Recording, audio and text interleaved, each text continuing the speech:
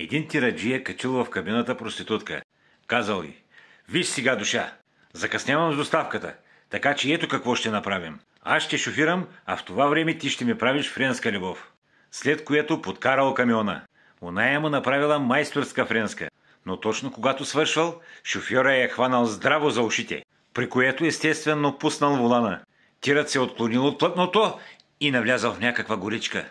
Оня едва успял да натисне спирачката. Возилото се натресло в едно дебело дърво и спряло. Нашият човек изпаднал в несвяст. Когато дошъл на себе си, първото нещо, което забелязал е, че силно е стиснал юмруци. Разтворил се дланите и що да види? Във всяка от тях имало по едно женско ухо.